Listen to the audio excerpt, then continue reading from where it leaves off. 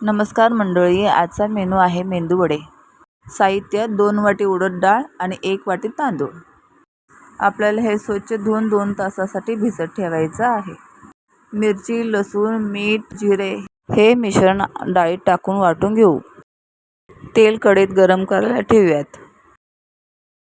थोडं हाताला पाणी लावून घेऊयात आणि मग त्याला मेंदू वड्याचा शेप देऊ. मग गरम गरम तेलामध्ये आपण तळायला घेऊयात. मग छानसं आपल्याला मेंदूवड्याचा शेप येईल आणि हे मेंदूवडे तुम्हाला खूप आवडतील.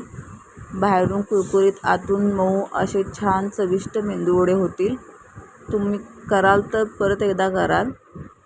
खूपच छान होतील आणि तुम्हाला आवडतील सुद्धा. तुम्ही करून बघा.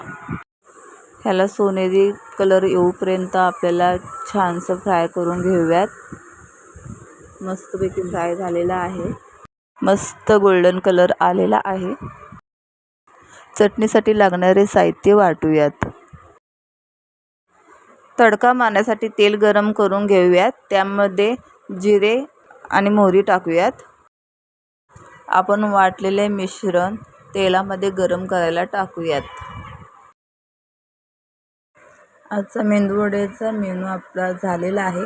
त्यासमोर मस्त खमंग चटणी बनवली. त्यासोबत तुम्ही ट्राय करा. तुम्हाला खूप आवडेल. चवही छान होईल. तुम्ही एकदा करून बघा.